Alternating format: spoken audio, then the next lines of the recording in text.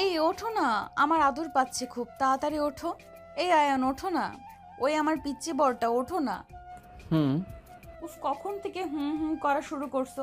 উঠবে নাকি পানি ঢেলে দিব? ওঠো না বাবু, আমি আর কয়দিন তোমার কাছে থাকতে পারবো বলো তো? আয়ান চোখ ডলতে ডলতে উঠে পড়ল, নদীর দিকে তাকিয়ে বলল, এখন কেন? আমি যে আদর করতে চাইলাম, আপনি আমাকে পাত্তা দিলেন না, আমাকে দেখেও না দেখার ভান করলেন। এখন আমিও আদর করব না, ঘুমাবো। Good night. আয়ান শুয়ে পড়তেই নদীর সাথে সাথে আয়ানের উপর উঠে গেল, গালে দুই হাত দিয়ে ধরে একের পর এক কিস করতে লাগলো ঠোঁটের উপরে। আয়ন মিটিমিটি হাসতে লাগলো নদীর পাগলামি দেখে। আয়ন অভিমান করে আর থাকতে পারল না, নদীকে ঘুরিয়ে নিচে ফেলে দিয়ে গলায় কিস করতে লাগলো। কিস করতে করতে ঠোঁটের কাছে গিয়ে ঠোঁট জোড়া নিজের দখলে নিয়ে নিল। নদী আয়নের মাথার চুল ধরে চোখ বন্ধ করে ফেল। আস্তে আস্তে দুজন হারিয়ে যেতে লাগলো ভালোবাসার সাগরে। সকালে ঘুম ভাঙলে নদী দেখে আয়ন বুকের উপর শুয়ে আছে।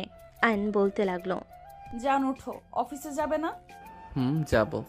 ওঠো তাড়াতাড়ি, 8:56 বাজে, তাড়াতাড়ি ওঠো। আয়ন নদীর কথা শুনে লাফ দিয়ে উঠে পড়ল। আয়ন উঠে নদীকে ঠোঁটে আলতো করে কিস করে বলল, আজকে যাব না, শ্বশুর মশাইকে বলো না। আজকে তোমাকে নিয়ে ঘুরতে চাই। আয়নের কথা শুনে নদী আয়নের গলা জড়িয়ে ধরে নাকে নাক ঘষে বলল, ঠিক আছে, আব্বুকে আমি বলে দিব আমার জানটাকে আজকে যেন ছুটি দেয়। আমার জানের জন্য আমি নিজের জবটা করতে পারছি, আর আমার জানটাকে ছুটি নিয়ে দিতে পারবো না? এটা কি হয় নাকি? আই লাভ ইউ বউ। I love you too. আচ্ছা চলো দুজন একসাথে গোসল করি। ওকে। আয়ন খাট থেকে নেমে নদীকে পা ঝাঁকোলা নিয়ে ওয়াশরুমে চলে গেল। আয়নের হাসি দেখে নদী বুঝতে পারল ওর মনে বদমাইশে বুদ্ধি চলছে। আয়ন শাওয়ার ছেড়ে দিলে নদী চমকে উঠল। আয়ন খিলখিল করে হাসতে লাগলো নদীকে চমকে যাওয়া দেখে। নদী আয়নকে কয়েকটা কিল ঘুষি দিয়ে বলে, ফাজিল, খালি ভয় পেয়ে গেলাম না। আমি থাকতেও এত ভয় পাও? নামিয়ে দাও। আয়ন নামিয়ে দিয়ে নদীকে দেওয়ালের সাথে চেপে ধরে কিস করতে গেলে নদী ঠোঁটে হাত দিয়ে বলে, গোসলের সময় গোসল, একদম দুষ্টুমি না। একটু করলে কি হবে? গোসল করে আব্বুর কাছে যাওয়া লাগবে, অফিসে গেলে তোমাকেও যেতে হবে। ও হ্যাঁ, তাড়াতাড়ি করো। দুজন তাড়াতাড়ি করে গোসল করে নিল। গোসল করে পোশাক পরে নিচে চলে গেল। নদীর আব্বু সোফায় বসে ফোন চালাচ্ছে, পাশে নদীর আম্মু চা নিয়ে এসে দিয়ে বলল, উঠেছো দুইজন? জি আম্মু। বসো তোমরা, চা নিয়ে আসছি। আম্মু বসো তো, আমি চা নিয়ে আসি। আয়ন নদীর পিছন পিছন রান্নাঘরে যেতে নিলে নদীর আব্বু বলে, আয়ান এদিকে আসো। আয়ন নদীর আব্বুর সামনে গিয়ে বসলে নদীর আব্বু বলে, যাকে ছাড়া এক সেকেন্ডও থাকতে পারো না, তাহলে অন্য কোথাও পাঠাচ্ছ কেন? এখনো সময় আছে, নদীকে আমাদের হসপিটালে জয়েন হইতে বলো। আব্বু, উনি গরিবদের সাহায্য করতে চান, বিনামূল্যে চিকিৎসা করতে চায়। ভালো কাজ তো করবে, সেখানে আমি বাধা দিতে পারি না। ওকে, তাহলে তোমার পড়াশোনা দেখে অফিসে এমপ্লয়ি হয়ে থাকো। তোমরা যদি নিজেদের ভালো না চাও, সেখানে আমার কিছু বলার নাই। আয়ন কিছু বলতে যাবে সাথে সাথেই নদী বলে ওঠে, কতবার এক কথা বলবে আব্বু? আমি বুঝি না তোমার সমস্যাটা কি। আমার স্বাধীনতার কোনো দাম নাই নাকি? আমি চাই না আমার মেয়ে অন্য কোথাও যাক। আমার মেয়ে আমার আশেপাশে থাকবে। তোমার কোনো কিছু হইলে আমরা কিভাবে ভালো থাকবো বলতে পারবে? আব্বু আমার কি হবে? শুধু শুধু ভয় পাচ্ছ। আর আমার কিছু হলেও তোমার কাছে এখনো একটা ছেলে একটা মেয়ে আছে। তুই আমার বড় মেয়ে। সন্তান তো সন্তান, ছোট বড় কোনো কথা হইল? নদীর আব্বু রেগে গেল। নদীর আম্মু শান্ত করতে লাগলো। নদী রেগে চলে যেতে নিবে, আয়ন হাত ধরে বলে, নদী, শান্ত হও তো। দেখো আব্বু, ব্যাপারটা আমি বুঝতে পারছি, বাট নদী, তুমি অকারণে রাগ কেন করো? রাগ কেন করব? আমি যা করি সব কিছুতে আব্বু খালি বাধা দেয়। আরে ধ্যাত, তুমি আব্বুকে ভুল বুঝো। দূর ছাড়ো তো, আমাকে কিছু বোঝাতে এসো না। নদী রেগে চলে গেল। আয়ন নদীর আব্বুর দিকে তাকিয়ে বলে, আব্বু, জানেন তো আপনার মেয়ে এক বিঘে যা ওর ভালো লাগে তাই করে, কিছু বললে ওইটার উল্টা সবসময় করে। বাদ দেন তো, ওর মতো ওকে থাকতে দেন। আমি ট্রাই করছি কতভাবে ওই আমাকে অন্য কিছু বুঝিয়ে দেয়, আর ওই কোথায় ট্রান্সফার হয়েছে সেইটাও বলে না। একবার শুনতে পারলে হয়তো। অনেক চালাক বলে আমি কিছু করতে পারি। এই মেয়েটাকে জীবনেও ভালো করতে পারবো না। আমি আসছি। অ্যান উঠে রুমে চলে গেল। রুমে গিয়ে দেখে নদী লাগেজ গোছাচ্ছে। অ্যান পিছন থেকে জড়িয়ে ধরে বলে, জান, কি করছো? এত রাগ কেন করো? ছাড়ো, চলে যাব। আগামীকাল না চলে যাওয়ার কথা?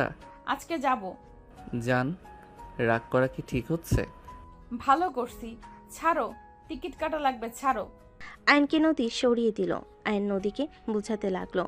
নদী কোনো কথা না শুনে চলে গেল। নদীর আব্বু আম্মু বুঝালেও শুনল না। গাড়ি নিয়ে বের হয়ে গেল। আয়ন নদীর পিছন পিছন বাইক নিয়ে যেতে লাগলো। স্টেশনে গেলে আয়ন দেখে নদী টিকিট কেটে ট্রেনে উঠে পড়ল। আয়ন দৌড়ে ট্রেনের ভিতর ঢুকে নদীর কাছে গেল। নদী বলে, এখানে কি করছো? জান, আজকে যাও না। আয়ার নাম ও ট্রেন ছেড়ে দিয়েছে। আমার সাথে তুমিও চলো না প্লিজ। জান, পাখিটা এইভাবে রাগ করে না। আয়ন যাও বলছি, মেজাজ গরম করো না, সবাই তাকিয়ে আছে কিন্তু। যদি না যাও আমি কিন্তু ফোন বন্ধ করে রেখে দিব। ওকে, ঠিক আছে, যাচ্ছি। সাবধানে যাও। আয়ন ট্রেন থেকে নেমে পড়ল। আয়ন জানালার দিকে তাকিয়ে থাকলো। নদী না তাকিয়ে অন্যদিকে তাকিয়ে থাকলো। ট্রেন চলে গেল। আয়ন স্টেশন থেকে বের হয়ে বাইক নিয়ে বাসে চলে গেল। বাসে গেলে নদীর আম্মু বলল, আসলো না? না, চলে গেল।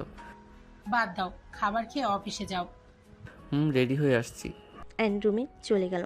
ফ্রেশ হয়ে রেডি হয়ে নিচে চলে গেল। খাবার খেয়ে অফিসে চলে গেল। অফিসে গিয়ে কাজ করতে লাগলো। ফোন বেজে উঠলে আয়ন কল রিসিভ করলো না। 3 বার বাজার পর আয়ন কল রিসিভ করলো। নদী বলল, সরি। কে আপনি? রাগ তুলো না তো। তুমি আমার কোনো কথা শোনো? আজকে চলে গেলে এত রাগ জিত কেন তোমার? না, আসলে আব্বু কখনোই যেতে দিত না। ভালো। জান সরি। এই জান, সরি সরি। ফোন রাখো, কাজ আছে। ওদের কাজ ওরা করুক গা। বাবা মা বেশি ভালোবাসে তো, তাই বোঝো না। যদি ভালো না বাসতো তাহলে বুঝতে। জ্ঞান দিবে না তো। ওকে, দিলাম না। তুমি আসলে কোথায় যাচ্ছ? রাঙাপুর গ্রামে, ওখানেই হসপিটাল তো, একটাই, ওইটাতে জয়েন হয়েছি। আয়ন নদীর কথা শুনে থমকে গেল। আয়ন কাঁপা কাঁপা কণ্ঠে বলল, ওইখানে তুমি বাসায় ফিরে আসো। আব্বুর মতো শুরু করো না। দেখো, ওইখানে তোমার থাকা লাগবে না। অন্য কোনো হসপিটালে যেতে পারবে না। এখানে ভালো হবে, আমাদের প্রজেক্টও এখানে করবে, বড় চাচু বলল। ওইটা সম্পূর্ণ হইলে তোমাকে চলে আসতে বলবো। আমি ওইখানে যাব না, আমি এখানে ঠিক আছি। ওয়েট, স্যার কল দিয়েছে। আয়ন কল কেটে দিল। স্যারের কল রিসিভ করে কথা বলতে লাগলো। কথা বলা শেষ হলে আয়ন নদীকে কল দিল। স্যার কি বলল? পরীক্ষার ডেট দিয়েছে কবে পরীক্ষা? 15 তারিখে। তাহলে তো সময়ও নাই। অফিস আজকে করে পড়াশোনায় মনোযোগ দাও। আয়ন নদীর সাথে কথা বলতে লাগলো আর কাজ করতে লাগলো। সন্ধ্যার দিকে আয়নের অফিস ছুটি হলে বাসায় চলে গেল। আয়ন রুমে গিয়ে ফ্রেশ হয়ে নদীকে কল দিল। নদী আয়নকে বলতে লাগলো, যাও ফ্রেশ হয়ে আসো। তোমাকে ছাড়া রুমটা ফাঁকা ফাঁকা লাগছে। পরীক্ষা শেষ হইলে আমার কাছে চলে আসো। যাব না। কেন? রাগ করে থাকলে তোমার লস। ভালো হয়েছে, থাকো, ফ্রেশ হয়ে আসি। আয়ন ফ্রেশ হতে চলে গেল। ফ্রেশ হয়ে এসে নদীর সাথে শুয়ে থেকে কথা বলতে লাগলো। 2 মাস পর। কি হলো, আসবে না নাকি? 2 মাস হয়ে গেছে, একবার দেখা করতে আসলে না। মানলাম পরীক্ষা ছিল, বাট 10 দিন ধরে তো বাসায় আছো। তুমি যদি না আসো তাহলে আর আমাকে কল দিবে না, কোনো কথা নাই। তুমি তো ছুটি নিয়ে কয়েকদিন ঘুরে যেতে পারো। আমি এখানে কাজে আছি, আমি কিভাবে যাব শুনি? একের পর এক রোগী আসছে, সেখানে আমি কিভাবে যাব শুনি? আমার জন্য তো আসতেও পারো। তুমিও তো আমার জন্য আসতে পারো। আমার থেকে তোমার কাছে কি শ্বশুরবাড়ির মানুষজন আপন হয়ে গেছে নাকি? তুমি বুঝতে পারছো না, আমার সব জায়গায় যেতে ভালো লাগে না, তুমি তো জানো। আমি কোনো কথা শুনতে চাই না। তুমি এখানে আসবে মানে আসবে, আর যদি না আসো তাহলে একদম আমাকে কল দিবে না। তুমি ভুলে যাও তোমার কোনো বউ আছে। ওয়েট, ওই, তুমি কি কোনো মেয়ের প্রেমে পড়েছো নাকি? আমি নাই আর লুচ্চামি শুরু হয়েছে? নিশ্চয়ই কোনো মেয়ের প্রেমে পড়েছো, না হইলে আমাকে ছেড়ে থাকতে তোমার কোনো সমস্যা কেন হয় না? যে ছেলে আমাকে জড়িয়ে ধরে না ঘুমাইলে ঘুম আসে না। আর সেই ছেলে নাকি আমাকে ছাড়া 2 মাস কাটিয়ে দিল। আয়ন ভ্যাবাচাকা খেয়ে গেল। নদীর কথা শুনে আয়ন বলে, আমার কথা তো এখন ফালতুই মনে হবে। ঠিক আছে, থাকো তোমার নতুন প্রেমিকাকে নিয়ে, আমাকে একদম কল দিবে না। নদী কান্না করতে করতে কথাগুলো বলতে লাগলো। আয়ন কিছু বলার আগে মুখের উপর কল কেটে দিল। আয়ন কলের উপর কল করতে লাগলো। নদী পুলক মেরে দিল। আয়ন ফোনটা রেখে খাটের উপরে বসে পড়ল। উফ আল্লাহ, এইটা বউ নাকি সন্দেহের গুরু? কথায় কথায় সন্দেহ করে কেমনটা লাগে। আয়ন কথাগুলো বলে উঠে ব্যাগ গোছাতে লাগলো। ব্যাগ গুছিয়ে ওয়াশরুমে চলে গেল। গোসল করে রেডি হয়ে ব্যাগ নিয়ে নিচে গেল। আয়নকে দেখে নদীর আব্বু বলে, কোথায় যাও? আব্বু, আপনার মেয়ের কাছে যাব। ওই আসবে না? না, উল্টা আমাকে সন্দেহ করে ব্লক মেরে দিয়েছে। উফ, মেয়েকে এত আদর দিয়ে মাথায় কেন তুলছেন? কারো কোনো কথা তো শুনে না, ভুল বুঝলে তো কথাই নাই। কি করব, বড় মেয়ে আদরের দিন শেষে ছোটবেলার অভ্যাস থেকেই যাবে। কে জানতো। তুমি তাহলে যাও। হুম, আপনার ফোনটা দেন তো। আয়ন নদীর আম্মুর ফোনই নদীকে কল দিলে আয়নের কণ্ঠ পেয়ে সাথে সাথেই ব্লক করে দিল। আয়ন রাগে বলতে লাগলো, আপনাকেও ব্লক দিয়েছে? তোমার উপরে আবার এত রাগ করলো কেন? কি হয়েছে? আপনার মেয়ের সন্দেহ রোগ বেড়ে গেছে, আবারও সন্দেহ করছে আমি গার্লফ্রেন্ড বানিয়ে নিয়েছি, এই জন্য ওইখানে যেতে চাচ্ছি না। ওনাকে কিভাবে বলবো এই 10 দিন কাজের কি চাপ ছিল? আমার কোনো কথা শোনার আগেই ব্লক দিল। তুমি চলে যাও, আবার কি না কি করে বসবে। হুম, আব্বু আম্মু, আমি তাহলে আসছি। আয়ান, পৌঁছে গেছো নাকি? কিছু তো জানালেও না। আব্বু, কিছু হবে না, আপনি চিন্তা করেন না, আমি সাবধানে চলে যাব। আর আপনার মেয়েকে জানানোর দরকার নাই, আমি গিয়ে সারপ্রাইজ দিব। রাগ করছে। 10,000 রাখো, আর লাগলে জানাও। ব্যাংক থেকে তুলে নিব। এটা নিয়ে যাও, পরে লাগলে তুলে নিও। আয়ন টাকাটা নিয়ে সবার থেকে বিদায় নিয়ে চলে গেল বাইক নিয়ে। মাঝ রাস্তায় গিয়ে তেল তুলে নিল। রাঙ্গাপুর গ্রামে যেতে যেতে সকাল হয়ে গেল। আয়ন মুখে মাস্ক পরে হেলমেট ভালোভাবে পরে নিল। আয়ন বাইক চালিয়ে গ্রামটা ভালোভাবে দেখতে লাগলো।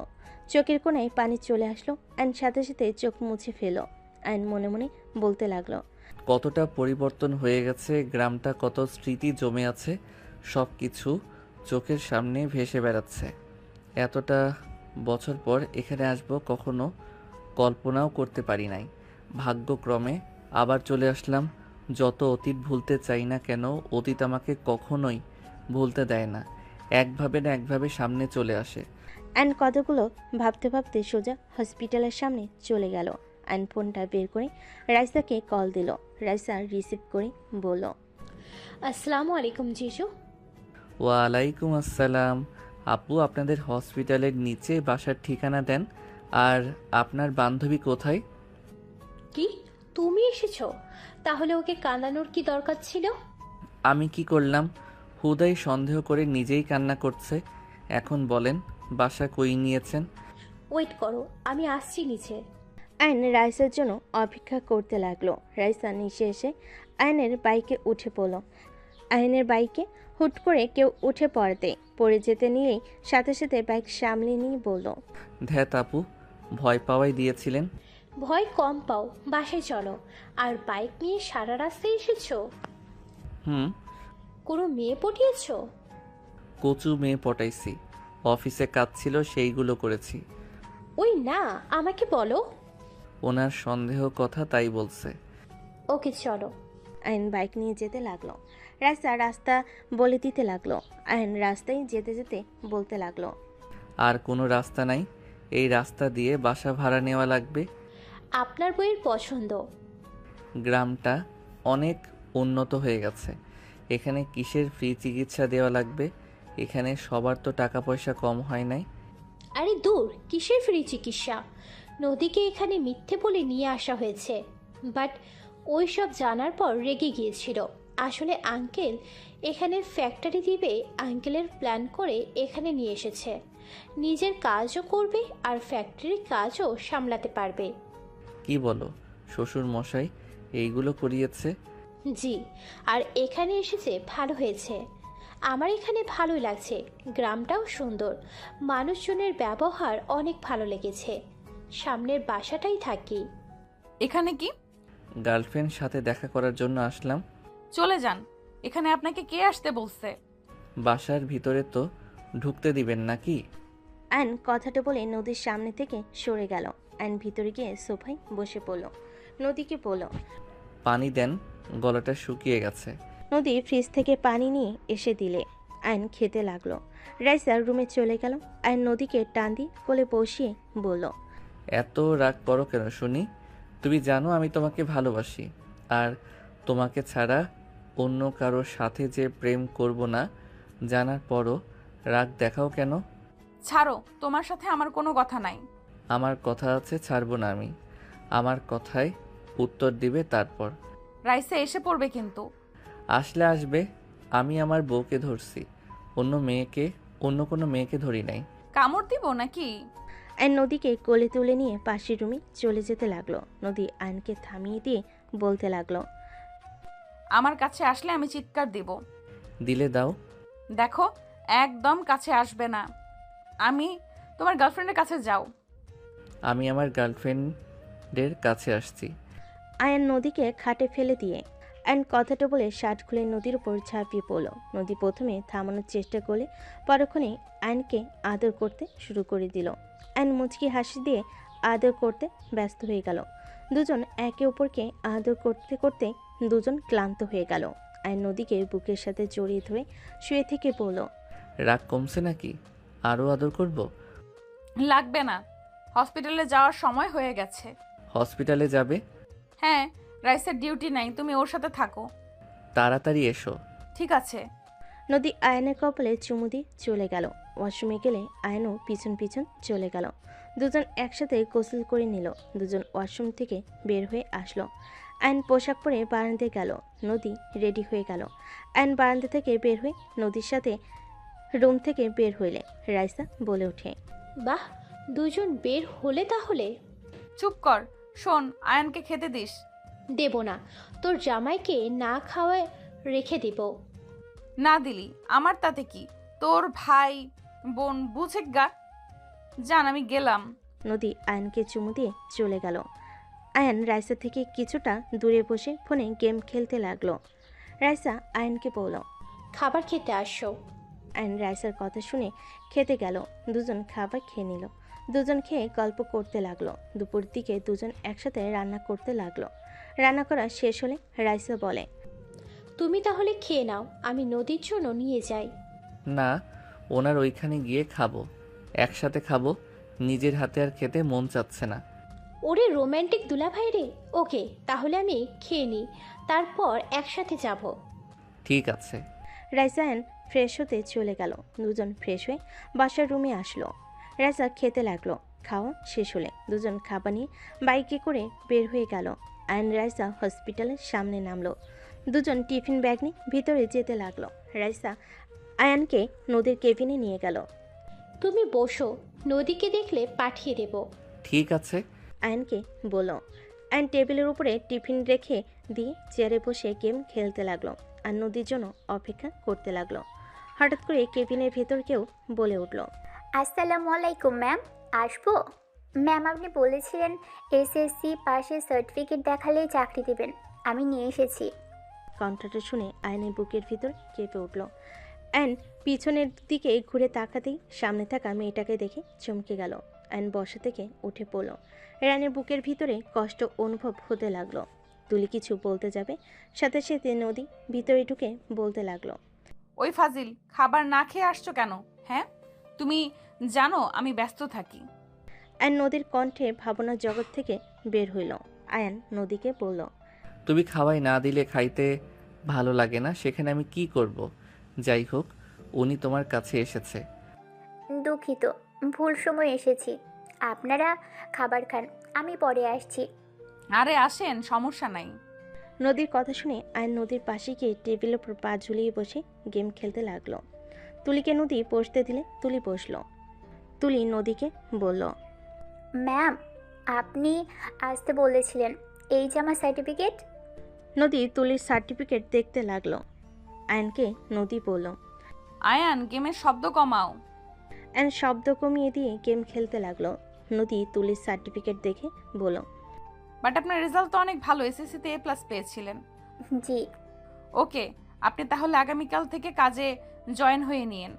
আমি ওদের বলে দিব আপনাকে কাজ বুঝিয়ে দেয় যেন।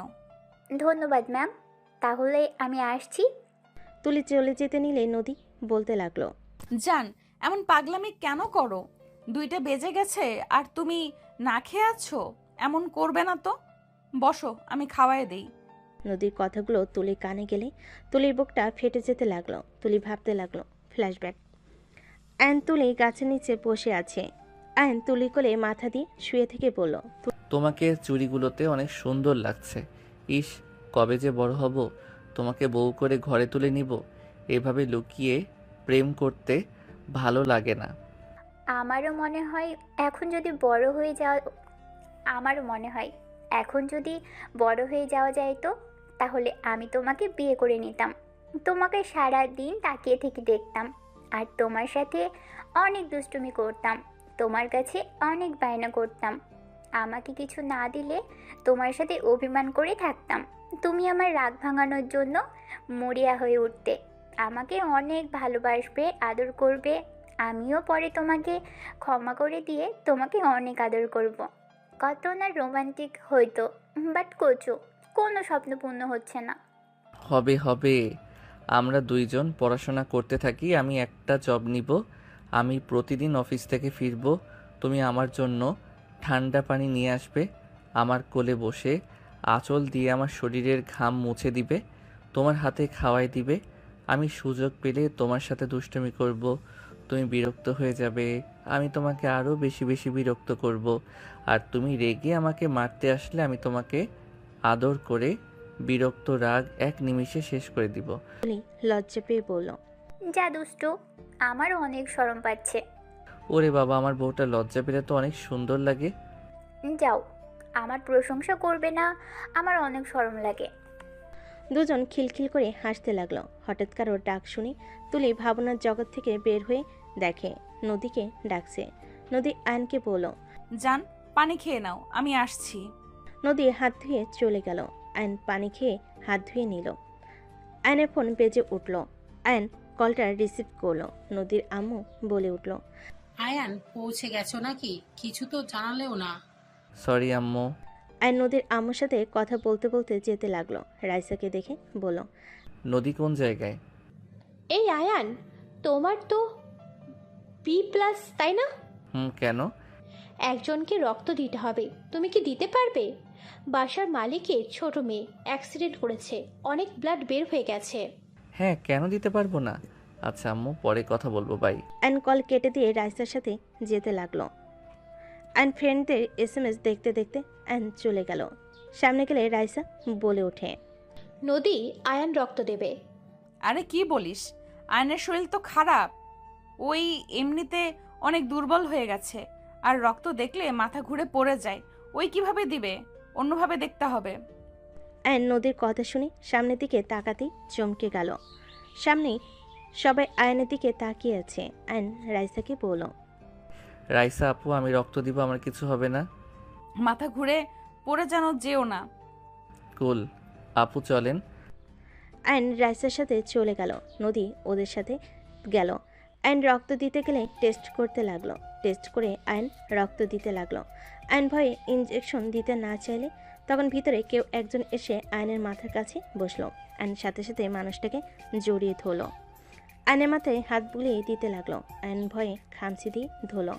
আয়নের মাথায় হাত বুলিয়ে দিতে দিতে বলল। আয়ান, আয়ন ডাক্তার শুনে বুকের ভেতর কেঁপে উঠল। আয়নের আম্মুর দিকে তাকিয়ে থাকতে লাগলো। আয়নের আম্মু আয়নকে বুকে জড়িয়ে ধরে কান্না করতে লাগলো। আয়নের চোখে পানি চলে আসলো। আয়নের রক্ত দেওয়া হয়ে গেলে রাইসা বলল। আয়ান, তুমি এখানে রেস্ট নাও, উঠো না, তোমার বউ আমাকে উধা করে দেবে।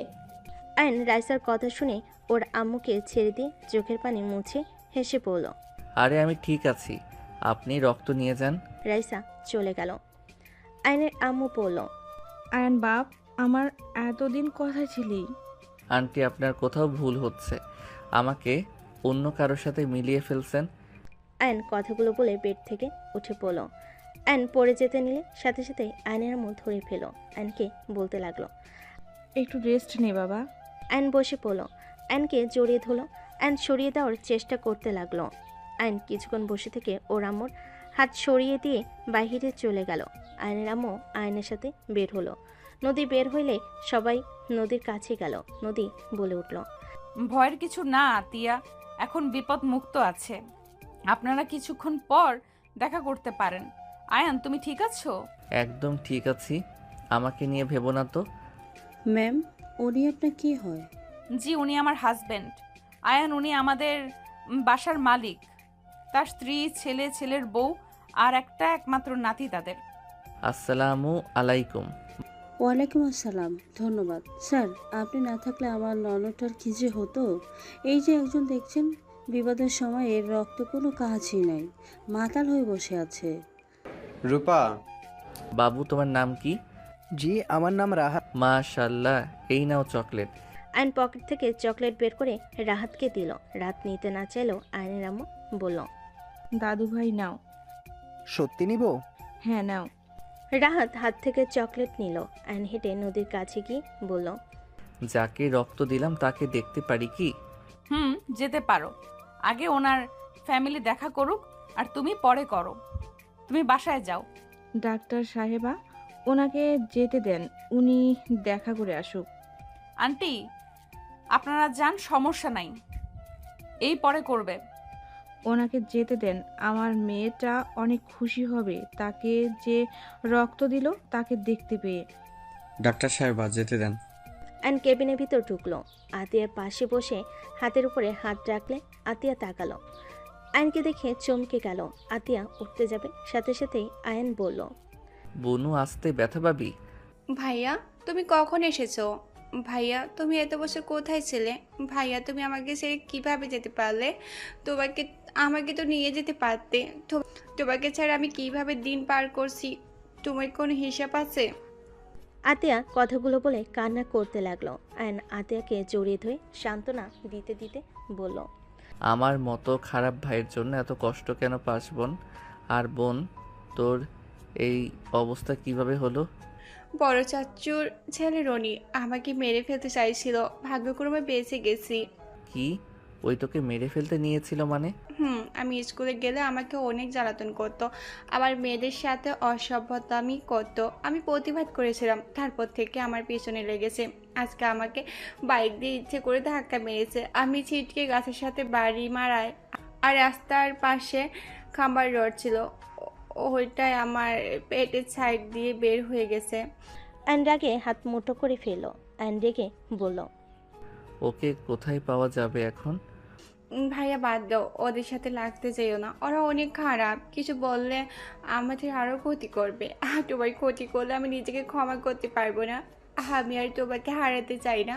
ওই কোথায় আছে সেটা বল, আমাকে নিয়ে ভয় পাস না বোন, আমার কিছু হবে না। ভাইয়া, বাদ দাও। আয়নের ফোনে বেজে উঠল। সবাই ভিতরে ঢুকলো।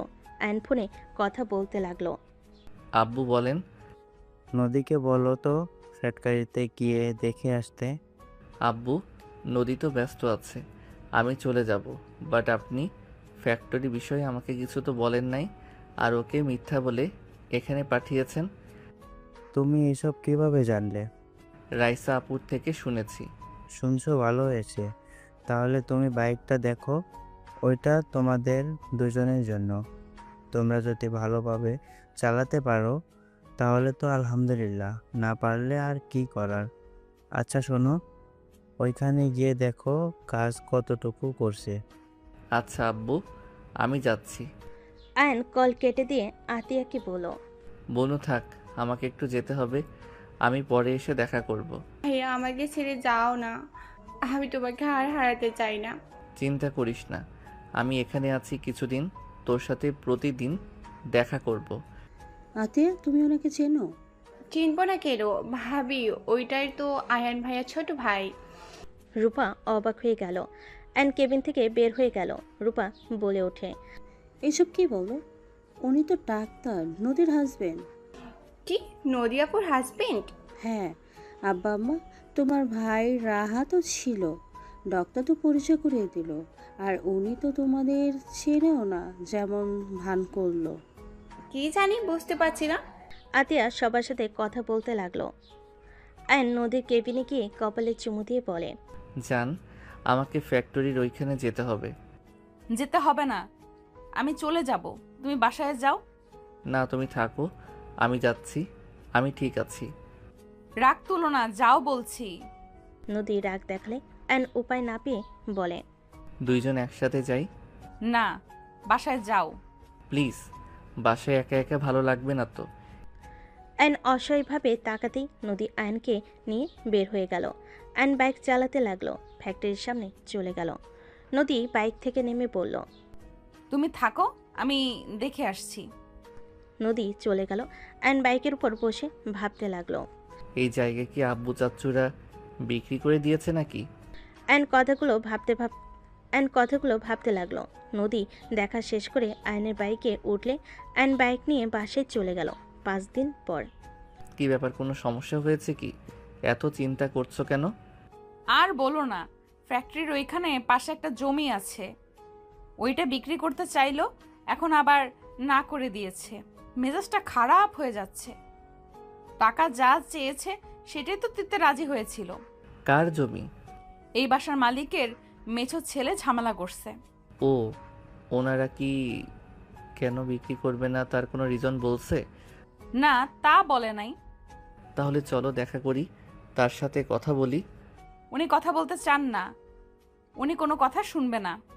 আচ্ছা চলো, আমরা তার বাসায় গিয়ে কথা বলে দেখি। যাবে? অপমান করলে তোমার আবার রাগ উঠে যাবে। থাক, তুমি থাকো, আমিই যাই। আরে চলো, আমিও যাই, রাগ করবো না। আয়ন জোর করে নদী আয়নকে নিয়ে বের হইল। বাইক নিয়ে দুজন চলে গেল। আয়ন বাড়ির ভিতরে ঢুকতেই পুরনো স্মৃতিগুলো চোখের সামনে ভেসে উঠতে লাগলো। আয়ন চারিদিকে ঘুরে দেখতে লাগলো। নদী ভিতরে চলে গেল। আয়ন চারিদিকে ঘুরে ঘুরে দেখতে লাগলো আর ভাবতে লাগলো। কত পরিবর্তন হয়ে গেছে 5 বছরের ভিতরে। আয়নের হঠাৎ নদীর কথা মনে পড়তে তাড়াতাড়ি করে বাসের ভিতরে গেল। দেখে নদী উপরে আয়নের মেঝো চাচ্চু চিল্লাচ্ছে। আয়ন গিয়ে বলল, স্যার শান্ত হন, আপনি জমিটা কেন বিক্রি করবেন না? বিষয়টা আমাদের খুলে বললে আমরা আপনাকে জোর করব না। আয়নের কথা শুনে সবাই আয়নের দিকে তাকালো। আয়নকে দেখে আয়নের মেজো চাচ্চু থমকে গেল।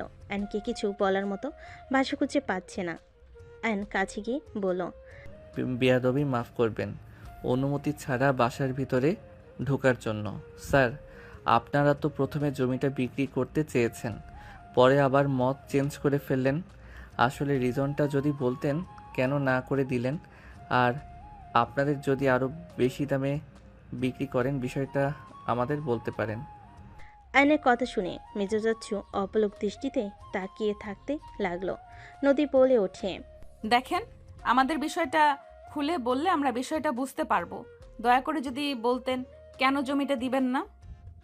ডাক্তার সাহেবা, ওইটাই আমার আদরের কলিজার টুকরা ভাতিজার নামে লিখে দিয়েছি আমি। আমার বড় ভাতিজা না বুঝে ওইটাই আপনাদের কাছে বিক্রি করে দিতে চেয়েছে। আমি বেঁচে থাকতে আমার ভাতিজার হক আমি কাউকে নষ্ট করতে দিব না। আয়ন কথাগুলো শুনতেই চোখের কোণায় পানি টলমলো করতে লাগলো। নদী আয়নের চাচ্চুর দিকে তাকিয়ে বলল, ও আচ্ছা আঙ্কেল, উনি কোথায়? ওনাকে বলেন উনি বিক্রি করবেন নাকি। যদি উনি রাজি না হয় তাহলে জোর করতে চাই না। আমার কলিজার টুকরাটা আমাকে চেনে না, আমাকে ভুলে গেছে। জানেন, আমার কলিজার টুকরাটা ঠিক ওনার মতো আজ দেখতে হয়েছে হয়তো। দুঃখিত আঙ্কেল, ওনার স্মৃতি হারিয়ে গেছে, চিকিৎসা করাচ্ছেন না। স্মৃতি হারালে চিকিৎসা করালে ঠিক সুস্থ হয়ে যেত, কিন্তু সেই যে ইচ্ছে করে আমাদের কাউকে চিনতে চায় না। দুঃখিত আঙ্কেল, আপনাকে রাগানোর জন্য। আয়ন চলো, আব্বুকে বোঝাতে হবে। আয়ন নদীর সাথে উঠতে যাবে, তখনই আয়নের মেজো চাচ্চু বলে, আরে বসেন, চা নাস্তা করে যান। অন্য একদিন করব আঙ্কেল, আজকে আসি। উনি আপনার কি হয়? আর স্যার, আপনি যদি চান তাহলে আমি আপনাকে ওই জমির উপরে কাজ করতে দিতে পারবো। মেজো চাচুর কথা শুনে নদী বেশ অবাক হয়ে বলল, সত্যি দিতে পারবেন? কত টাকা দেওয়া লাগবে এখন বলেন আমাকে। টাকা লাগবে না, আমাকে একটাই কথা বলেন তো, জি বলেন। উনি আপনার কি হয়, বডিগার্ড নাকি? সরি আঙ্কেল, বডিগার্ড কেন হবে? উনি আমার হাজবেন্ড। ও আচ্ছা, সরি, কিছু মনে করবেন না। আর সরি আপনার সাথে খারাপ ব্যবহার করে ফেলেছি। আসলে প্রিয় মানুষদের বেইমানিগুলো সহ্য হয় না, মাথার ভিতরে সব কিছু এলোমেলো হয়ে যায়। সমস্যা নাই আঙ্কেল, আমি কিছু মনে করি নাই। আপনি আমার গুরুজন, আমি ওইসব কিছু মনে করি নাই। দাঁড়িয়ে আছেন কেন, বসেন দুইজন, ওই যে চা নিয়ে এসেছে। আয়ন নদী বসলো। আতিয়া চা বিস্কিট ফল কেটে নিয়ে এসে দিল। আতিয়া আয়নকে চা দিয়ে বলে, আমি আপনার জন্য বানিয়েছি, দেখেন তো কেমন লাগে। আতিয়ার কথা শুনে নদী ফুরকুচকে তাকালো। আয়ন 4 কাপ হাতে নিল। আয়ন চুমুক দিয়ে বলল, বাহ, অনেক মজা হয়েছে তো। বাট তুমি অসুস্থ মানুষ হয়ে চা বানাতে গেছো কেন? আমি আপনাকে দেখে একদম সুস্থ হয়ে গেছি। আতিয়ার কথা শুনে নদীর রাগ হতে লাগলো। আয়ন নদীর দিকে তাকিয়ে বুঝতে পারলো নদীর রাগ হচ্ছে। আয়ন ঢোক গিলে বলল, নদী কুল, তুমি যা ভাবছো বিষয়টা মোটেও তেমন না। আরে ওই আমার ছোট বোনের মতো তো আমি রক্ত দিয়েছি, এই জন্য তো আমরা ভাই বোন হয়ে গেছি। কুল, রেগে যাও না কিন্তু। আয়নের কথা শুনে সবাই অবাক হয়ে তাকালো। আতিয়া বলে ওঠে, আপু, আপনি আমাদের নিয়ে ভুল বুঝবেন না। আমি বোন হিসাবে ভাইয়ার জন্য চা বানিয়েছি। আপনি চাইলে আপনাকে ভাবি বলে ডাকতে পারি। দুজনের কথা শুনে নদী অনেকটাই শান্ত হলো। আয়ন নদীকে বলল, রেখে চাটা মুখে দিয়ে দেখো না পিচ্ছি, অনেক ভালো চা বানিয়েছে। নদী 4 কাপে চুমুক দিল। আতিয়ার দিকে তাকিয়ে বলল, হ্যাঁ অনেক মজা হয়েছে পিচ্ছি, আমাদের জন্য অত কষ্ট না করলেও পারতে, তুমি বসো। আপনাদের জন্য কিছু করতে পারলে নিজেকে ধন্য মনে করব। রাহাত, কেমন আছো?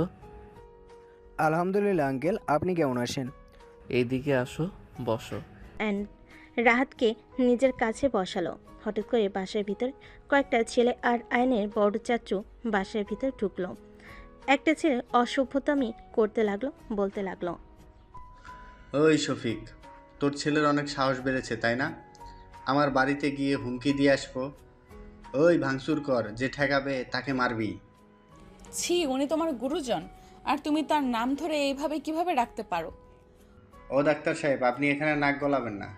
আপনাকে সম্মান করি তাই বলে আমাদের পারিবারিক বিষয়ে কথা বলবেন না দয়া করে। রনি আতিয়ার কাছে এসে আতিয়ার ব্যথার জায়গায় থাপ্পড় মারতে যাবে, সাথে সাথে আয়ন উঠে এক লাথি দিয়ে ফেলে দিল। আয়নকে মারতে দেখে সবাই চমকে উঠল। বড় চাচু কিছু বলার সাথে সাথে আয়ন ঘুরে দাঁড়ালো। আয়নকে দেখে বলে ওঠে, হ্যাঁ আমি, ওই কি বললি, শফিক আর তুই বলে ডাকলি তাই না? বয়স কত রে তোর? কেন তোর সাহস কি করে হয় আমাকে লাথি দেস? এই তোরা দাঁড়িয়ে আছিস কেন? মার শালাকে, হিরো সাজতে এসেছে। আয়নকে মারতে আসলে আয়ন দুজনকে মেরে ফ্লোরে ফেলে দিল। রনি উঠে দৌড়ে এসে মারতে যাবে। আয়ন পেটে ঘুষি মারলো, হাত ধরে মোচড় দিয়ে ধরে পড়ল। এই হাত দিয়ে আমার বোনের পেটে ঘুষি দিতে গেছস, এই হাত দিয়ে বাইক দিয়ে আমার বোনকে ধাক্কা দিয়েছস তাই না? আর এই মুখ দিয়ে আমার আব্বুকে অসম্মান করছস তাই না? আয়ন কথাটা বলে মুখে ঘুষি মারতে লাগলো। একের পর এক ঘুষি মারতে লাগলো। বড়ব্বু বলতে লাগলো, শফিক, তোর ছেলেকে থামতে বল, আমার ছেলেটা মারা যাবে তো। আয়ান ছেড়ে দে, আয়ান ওকে ছাড়। আয়ন বলে ওঠে, আমার সামনে থেকে সরেন। এতক্ষণ ধরে আপনার ছেলে বেয়াদবি করছিল, চুপচাপ দেখছেন, এখনো দেখেন। আঙ্কেল বেশি করে মারেন। মারো, বেশি করে মারো, ওকে মেরে হাড্ডি গুড্ডি ভেঙে দাও। ওরা অনেক বাড়াবাড়ি করে, আব্বুকে যা না তাই বলে গালাগালি করে। বড় চাচু তার ছেলেদের নিয়ে এসে আমাদের মারধরও করায়। সে মেজো চাচুকে মেরে 3 দিন বেঁধে রেখেছিল। আতিয়ার কথা শুনে আয়নের মাথা খারাপ হয়ে গেল। আয়ন রেগে বলে, কি চাচ্চুর গায়ে হাত দিয়েছিস তোরা? কে কে কে হাত দিয়েছিস বল তোদের? আমি ভেঙে ফেলবো। আয়ন রনিকে মারতে যাবে আরেকটা, সাথে সাথে বড় চাচু আয়নের আপুর পায়ে ধরে বলে, ভাই তোর ছেলেকে থামা, আর মারলে আমার ছেলেটাই মারা যাবে। আয়ান ছেড়ে দাও। আয়নের আপু আয়ন ওর আব্বু আম্মুর মুখে নিজের নাম শুনে আয়ন রনিকে ছেড়ে দিয়ে রনি ফুলরে পড়ে গেল রক্তাক্ত অবস্থায়। আয়নের বড় চাচু রনিকে নিয়ে চলে গেল। আয়নের আব্বু আয়নের কাছে গিয়ে হাঁটু গেড়ে বসতে যাবে, আয়ন সাথে সাথে ওর আব্বুর হাত ধরে ফেলো। আব্বু কি করছেন? আয়ান, আমাকে ক্ষমা করে দাও। আমি তোমার সাথে অনেক বড় অন্যায় করেছি। আমাকে তুমি দয়া করে ক্ষমা করে দাও। আমি তোমার সাথে অন্যায় করে আজ হাড়ে হাড়ে টের পাচ্ছি। আমি আমার কলিজার টুকরে সন্তানকে বিনা কারণে গ্রাম ছাড়া করেছিলাম। আমার সন্তান যেমন হোক, আমার উচিত ছিল তোমার পাশে দাঁড়ানো। আমি সেটা পারি নাই। ন্যায় বিচার করতে গিয়ে আমি আমার সন্তানকে হারিয়ে ফেলেছিলাম। আয়ান, প্লিজ আমাকে ক্ষমা করে দাও। আমাকে যা শাস্তি দিবে আমি মাথার পেতে নেব। আয়নের আব্বু পা ধরতে যাবে, সাথে সাথে আয়ন ওর আব্বুকে জড়িয়ে ধরে বলে, আব্বু প্লিজ এভাবে ক্ষমা চাইবেন না।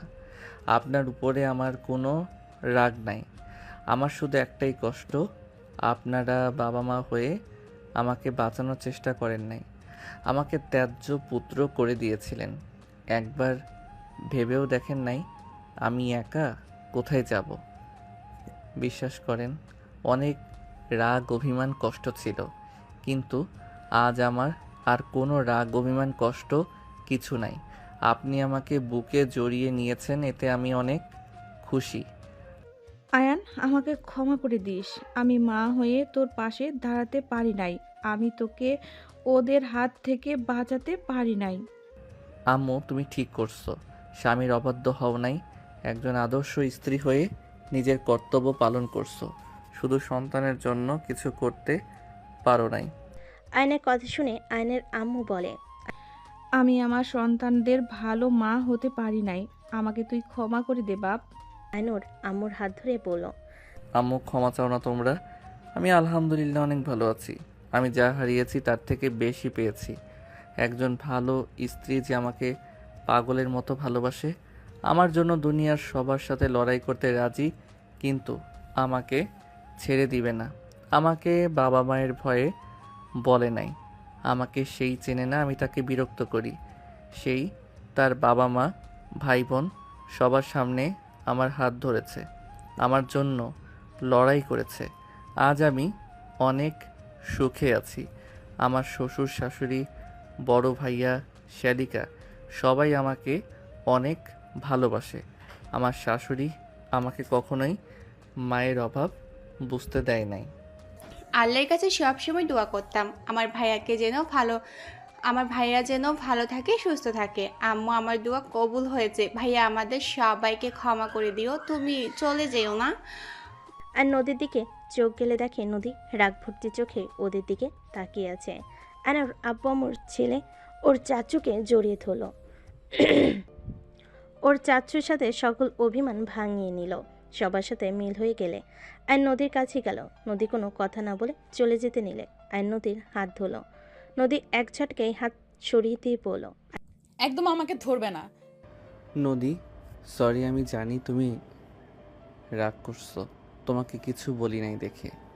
নদী কি বলতাম, যাদের জন্য আমাকে কত কষ্ট সহ্য করতে হয়েছে, বুকের ভিতরে রাগ অভিমান এত ছিল, তাদের পরিচয় দিতে মন চাই নাই। তাই বলে আমাকে একবার বলবে না যে ওনারা তোমার বাবা মা? তোমাকে আগে কতবার জানাবে না? সরি আমার। বোমা, রাগ করো না। ওর মনের অবস্থা কি ছিল আমি খুব ভালো করে বুঝতে পারি। আমাদের মতো বাবা মাকে কিভাবে ওই পরিচয় দিবে যারা ওর পাশে থাকে নাই? কি এমন হয়েছিল যে তোমাকে বাড়ি থেকে বের হয়ে যেতে হলো? আয়নের আম্মু বলতে যাবে, আয়ন সাথে সাথেই বলে, আমি তোমাকে ঠান্ডা মাথায় বলবো, দয়া করে এখন জানতে চাও না। জানলে তুমি অনেক রেগে যাবে আমার উপরে। তোমার মাথা এমনিতেই গরম আছে। নদী কিছু বলবে তার আগেই আয়নের ফোনটা বেজে উঠল। আয়ন ফোনটা বের করে দেখে তিয়ার আম্মু কল করেছে। আয়ান, নদী কোথায়? ফোন ধরে না কেন? আয়ান, তুমি একটু দেখো তো। আব্বু ওই আমার সাথে আছে। ফোনটা ওর কাছে দাও তো। আব্বু তার ছেড়ে আপাতত। আয়নের কথা শুনে নদী রাগী লোক নিয়ে তাকালো। আয়ন ভয়ে ঢোক গিলে বলে, ইয়ে মানে আব্বু, ওইটাই পরে কথা বলবো। আমার মাথার তার ছেঁড়া। আয়ানের, তোমাকে তো আমি। অ্যান্ড সাথে সাথেই ওর আম্মুর পিছনে গিয়ে লুকালো। সবাই মিটিমিটি হাসতে লাগলো। ওদের ঝগড়া মারামারি দেখে নদী রেগে বলতে লাগলো, আমায় আর আমার তার ছেঁড়া সামনে আসো, আমি দেখিয়ে দেই তার ছেঁড়া কিনা।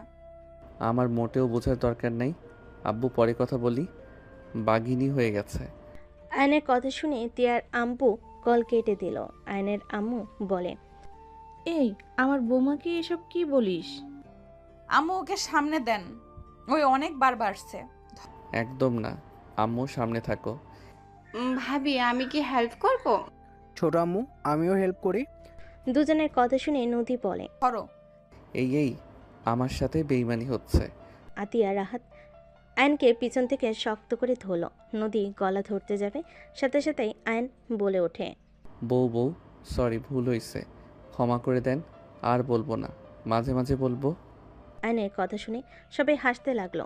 নদী বলল, তুমি আমাকে মোটেও ভালোবাসো না আয়ান, তুমি আমার কাছে কোনো কিছু শেয়ার করো না। বিষয়টা অনেক খারাপ লাগছে আয়ান, আমি তোমার জন্য কি করি নাই বলতে পারো? আমি কোনো দিন তোমার কাছ থেকে কোনো কিছু লুকিয়েছি বলতে পারবে? নদীর কথাগুলো আয়নের খারাপ লাগলো। আয়ন হাঁটুকে কান ধরে বলল, আই এম সরি নদী, তুমি তো আমাকে একবার জিজ্ঞেস করেছিলে, আমি তোমাকে বলি নাই। তুমি বলেছিলে অতীত নিয়ে তোমার কিছু যায় আসে না, আমাকে বিয়ে করছো, আমি তোমাকে যেন ভালোবাসি, তোমার পাশে যেন সারা জীবন থাকি, কখনো যেন তোমাকে ধোকা দেই না, রাগ অভিমান যাই হোক কখনো তোমাকে যেন ছেড়ে না যাই। আমি তোমাকে কথা দিয়েছিলাম, আর এরপরে তো তুমি আমাকে কখনো আমার অতীত নিয়ে কথা তোলো নাই, তাই কাজ পড়াশোনা এইসব মাঝে এগুলো বলার সময় হয়ে ওঠে নাই। নদী আয়নের হাত টান দিয়ে সোজা করে দিয়ে রাগের লুক নিয়ে বলে, কতবার বলছি এভাবে কান ধরবে না?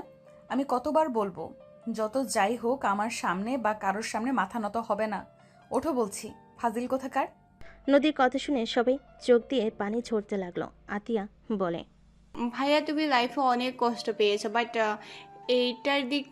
বাট একটা দিক থেকে ভালো হয়েছে, তুমি লাইফে সঠিক মানুষটাই পাইছো, যে মানুষটা তোমাকে কারোর সামনে ছোট হতে দেখতে পারে না। আর ওই তোমাকে গ্রামবাসীর সামনে অপমান করছিল, জুতার মালা পরে গ্রাম ছাড়া করছিল, ওই যে তোমার লাইফে আসে নাই, এটাই হাজার শুক্রিয়া। আতিয়ার কথা শুনে আয়ন উঠে না বলার ইশারা করতে লাগলো। নদী অবাক হয়ে আতিয়ার দিকে ঘুরে বলে, জুতার মালা মানে? আতিয়া এসব কি বলছো?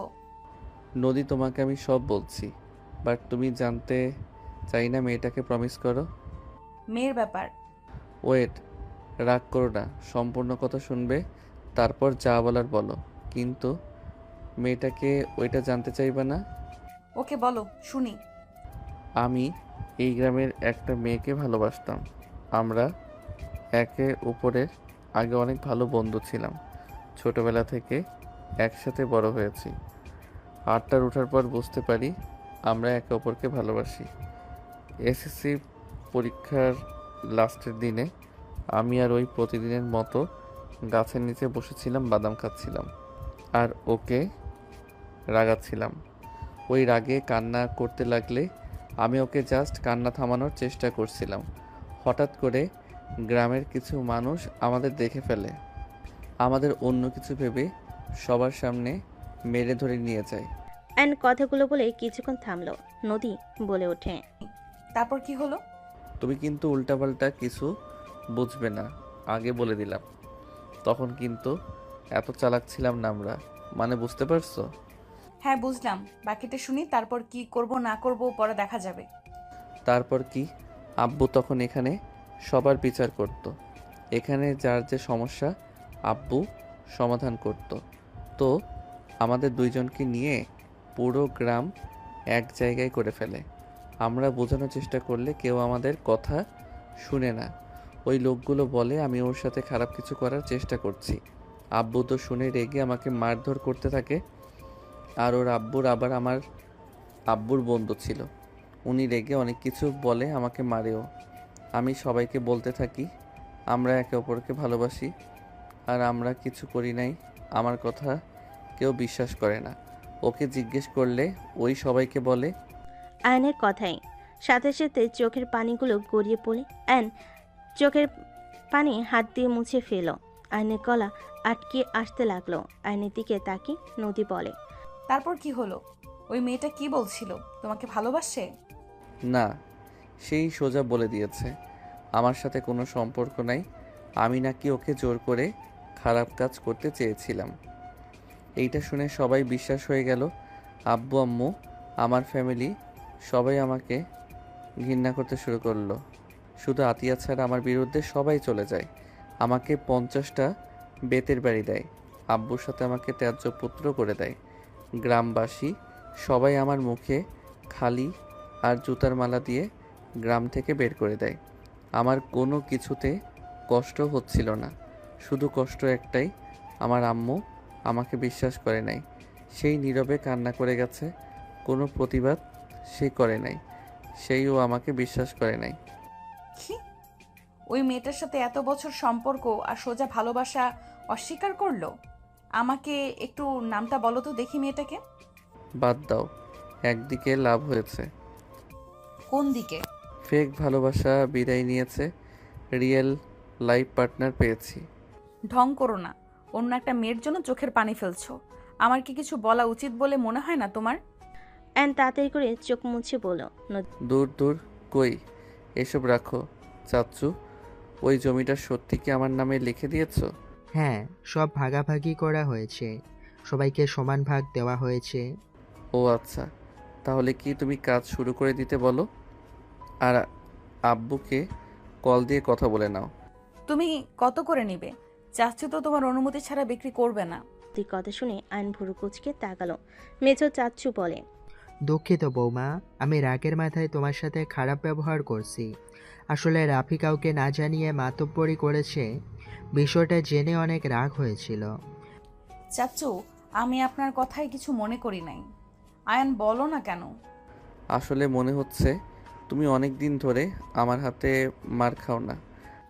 এইসব কি বলিস? আমাদের ফ্যামিলিতে কে বউদের গায়ে হাত তুলছে? ছি আয়ান, সিনিয়র গায়ে হাত দিতে চাও? ছি, বেয়াদব কোথাকার, কোনো শিক্ষা নাই। নদী কথাগুলো বলে মিটিমিটি হাসতে লাগলো। আয়নোর আম্মুর দিকে তাকিয়ে বলল, আরে কি করব, ওই ফ্যাক্টরিটা আমাদের দুইজনের জন্য করা হচ্ছে। আমরা যদি দুইজন ঠিকভাবে চালাতে পারি তাহলে উনি আমাদের দিয়ে দিবে। আমাদের পরীক্ষা নেওয়া হবে। বাট এই ঘাটতেরা বউ তো খালি নিজের জিদের উপরে চলে। কি? আমি ঘাটতারা? আতিয়া, তোমার সামনে তোমার ভাবিকে অপমান করা হচ্ছে, তুমি চুপচাপ দেখছো? ছি নদী। নদীর কথা শুনে সবাই ফিক করে হেসে দেয়। আয়ন নদীর কাণ্ড দেখে হাসি থামাতে পারল না। আয়ন বলে ওঠে, দুষ্টুমি রাখো।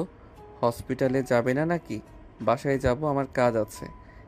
বৌমা, ওই বাসায় থাকা লাগবে না, তোমরা 3 জন এখানে চলে আসো। আয়ান যা ভালো বুঝে ওকে বলেন। আর আচ্ছা, আমি আসছি। সবাই ভালো থাকবেন, আল্লাহ হাফেজ। নদী সবার থেকে বিদায় নিয়ে বাসা থেকে বের হয়ে গেল। আয়নকে আতিয়া বলে, ভাইয়া ভাবি অনেক ভালো, উনি এত বড় লোক হয়ে কোনো অহংকার নেই, তাই না?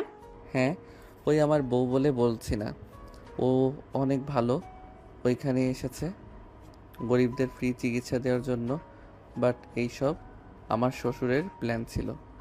আসলে এই কোম্পানিতে বসতে চাই না, ওদের নিজস্ব হসপিটাল আছে, সেটাতেও জয়েন না হয়ে আমাদের গ্রামে চলে এসেছে। যা একবার বলবে সেটাই করে। একদিক ভালোই হয়েছে, তোমাকে আমরা আবারও ফিরে পেলাম। হ্যাঁ ভাবি ঠিক বলেছে। আয়ান চল, খাবার খেয়ে নিবি। আম্মু, আমি খেয়ে এসেছি, আমি এখন কিছু খাবো না। চাচ্চু রাকিব কোথায় থাকে? মাঠে হয়তো বন্ধুদের সাথে খেলাধুলা করছে। ও আচ্ছা, ওকে, আমি আসছি, ওর সাথে দেখা করতে গেলাম। চাচ্চু, আমিও যাব। আসো। আয়ন রাতকে নিয়ে বের হয়ে গেল। দুজন বাইকে উঠে সোজা কলেজ মাঠে চলে গেল। আয়ন রাত বাইক থেকে নামলো। দুজনকে নামতে দেখে সবাই অবাক হয়ে গেল, তাকিয়ে থাকলো। আয়ন হেলমেট খুলে তাকাতেই রাকিব ভুরু কুচকে তাকিয়ে থাকলো। রাহাতকে বলো, রাহাত, ওইটা কে? ভালো করে দেখো চাচ্চু। আয়ন কাছে আসলে রাকিব অবাক হয়ে গেল। রাকিব দৌড়ে আয়নের কাছে এসে জড়িয়ে ধরল। আয়ন তাল সামলাতে না পেরে ঘাসের উপরে দুজন পড়ে গেল। আয়ন কিছু বলার কি রাকিব বলতে লাগলো, আয়ান তুই? ভাই আমার বিশ্বাস হচ্ছে না, আমি কি স্বপ্ন দেখছি? তোমাকে তো চেনাই যাচ্ছে না। এতদিন পর ফিরলি। এতদিন কোথায় ছিলি তুই? তুই জানিস আমরা কত তোকে খুঁজেছি? আব্বু, আমি কত খুঁজেছি তোকে, কোথাও পাই নাই। এতদিন কোথায় ছিলি? আরে ভাই ওয়েট, আমাকে বলার তো সুযোগ দে। ও হ্যাঁ, তাই তো। চাচু তোমরা উঠো, ঘাসের ভিতরে সাপ বের হইতে পারে। রাহাতের কথা শুনে আয়ন উঠে পড়ল। রাকিবের দিকে হাত দিলে রাকিব হাত ধরে উঠে পড়ল। আয়ন বাকিদের সামনে গিয়ে কৌশল বিনিময় করতে লাগলো। সবাই আয়নকে জড়িয়ে ধরতে লাগলো। দোস্ত, আমরা কি স্বপ্ন দেখছি নাকি? আমাদের তো বিশ্বাসই হচ্ছে না তুই আমাদের সামনে। আমরা তো ভেবেছি তুই হারিয়ে গেছস, আর কোনোদিন ফিরবি না। সবার কথা শুনে আয়ন হেসে বলে, তোদের না জ্বালিয়ে এত তাড়াতাড়ি হারিয়ে যাব এটা কি ভাবা যায়? আগে তোদের জ্বালাবো, তারপর হারানোর চিন্তা করব। আয়ান, তুই এতদিন কোথায় ছিলি? ঢাকা ছিলাম। কার কাছে? আর তোকে দেখে তো মনে হচ্ছে অনেক ভালো আছোস। তোদের দোয়ায় আলহামদুলিল্লাহ অনেক ভালো আছি। এখন কাহিনী বল, কোথায় ছিলি? আমি এক দাদুর সাথে বস্তিতে থাকতাম। ওনার ছেলে সন্তান বলতে কেউ নাই। তার একটা দোকান ছিল, আমি তার দোকান সামলাতাম আর তার কাছে থাকতাম। দোকানে একটা কাস্টমার আসতো, তার লগে প্রেম হয়ে যায়। তারপরে আর কি, পালিয়ে বিয়ে করি। তারপর শ্বশুর বাড়িতে গিয়ে উঠি। কেউ মেনে না নিলে পরে সবাই মেনে নিয়েছে, আলহামদুলিল্লাহ। বাহ বাহ, কি ভাগ্য। তা ভাবি কোথায় আমাদের? হসপিটালে। কি? ভাবির কি হয়েছে? হাসপাতালে কেন? আরে চাচু, ডাক্তার নদী আছে না, উনি তো আমার ছোট আম্মু। কি? সবাই চোখ বড় বড় করে তাকালো। একজন বলে ওঠে, মজা করছিস নাকি? অত সুন্দর মেয়ে তোর বউ কিভাবে হয়? আর উনি যা বড় লোক, ওনার সাথে তো যাই নাকি? রাহাত বলে, আরে সত্যি তো, ছোট আম্মু তো উনি। আমরা বিশ্বাস করি না। ওকে করিস না, সময় হইলে প্রমাণ করে দিব। যাই হোক, এখানে সারাদিন থাকোস নাকি? কি আর করব, কাজ কাম নাই, তাই এখানে বসে থেকে আড্ডা দেই। তুই বসে আয়, টাস খেলবি নাকি? খেলবো। রাহাত আবু 500 টাকা নিয়ে চকলেট চিপস কিনে খাওগা, বাসায় চলে যাও। আরে নাও। আইন জোর করে দিল। রাহাত খুশি হয়ে ধন্যবাদ দিয়ে চলে গেল। আইন ওদের সাথে বসে খেলতে লাগলো। রাইসা কলেজের পাশ দিয়ে যাচ্ছিল। আইনকে দেখে রাইসা বেশ অবাক হয়ে গেল। রাইসা মাঠের ভিতরে এসে আইনের পিছনে গিয়ে দাঁড়ালো। সবাই অবাক হয়ে তাকায়। আইনের কাঁধে হাত দিলে আইন হাতটা সরিয়ে দিয়ে কাঠ খেলায় মনোযোগ দিতেই দেখতে লাগলো রাইসা বারবার কাঁধে হাত দিলে। আইন বিরক্ত হয়ে বলে, আরে ধুর, কে ভাই এত জ্বালাচ্ছেন কেন? আইন কথাটা শুনে পিছনে ঘুরে তাকাতে আইন ভেবেচাকা খেয়ে গেল। আইন লাফ দিয়ে ঠাস করে ফেলে দিয়ে ঢুক গিলতে ঢুক গিলে তোতলাতে তোতলাতে বলে, আপনি এখানে কি করছেন? জি আমি। এসব কি? মানে ভুল বুঝতেছেন। ওঠো, এখন ওঠো তাড়াতাড়ি। উঠবে নাকি নদীকে কল দিব? এই না উঠতেছি। আইন উঠে পড়লো। রাকিব বলে ওঠে, ওই মেয়ে মানুষের কথা শুনে উঠে পড়ছিস কেন? খেলার মাঝখান থেকে যেতে পারবি না, বস বলছি। আর ডাক্তার সাহেব, আপনি এখানে কি করেন? আমাদের খেলা নষ্ট করে দিচ্ছেন কেন? নষ্ট করছি, বেশ করছি। এত বড় বড় ছেলে হয়ে এখানে বসে এইসব করতে লজ্জা করছে না? সারাদিন তো দেখি এখানে বসে থেকে এইসব খেলো। তোমাদের বাবা মা কিছু বলেন না নাকি? ডাক্তার সাহেবা শুনেন, জ্ঞান দিবেন না। আপনি এখান থেকে যান। আমাদের রোগী দেখেন গিয়ে, আমাদের দেখতে বলে নাই। রাকিবের কথা শুনে রাইসা রেগে গেল। আইনের দিকে তাকিয়ে বলল, ছি, তুমি এসব বেয়াদব ছেলেদের সাথে বসে খাচ্ছ? বাসায় চলো। তোমার 12টা যদি আমি না বাঁচাই, আমার নামও রাইসা না। এই যে, কাকে বেয়াদব বলেন? এখন চলো বাসায়। আপনি যান, আমি পরে আসছি। এখন আসতে বলেছি, আমার সাথে চলো বলছি। পরে যাই প্লিজ, রাগ করেন না। ওই আয়ানের বাচ্চা, তুই ওনার সামনে এত মিনমিন করে কথা বলস কেন?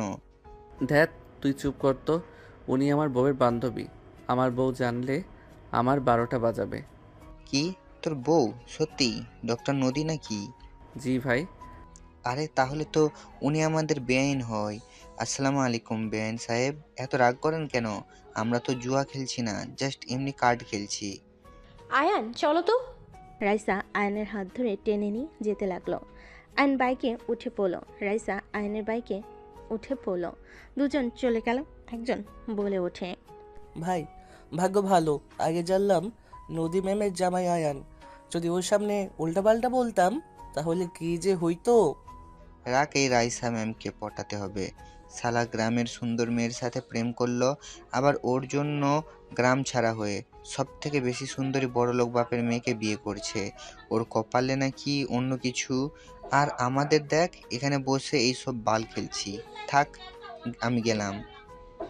রাকিব কথাগুলো বলে উঠে চলে গেল। আয়ান রাইসা বাইকে যেতে লাগলো। রাইসা বলে ওঠে, এখানে তোমার থাকা লাগবে না।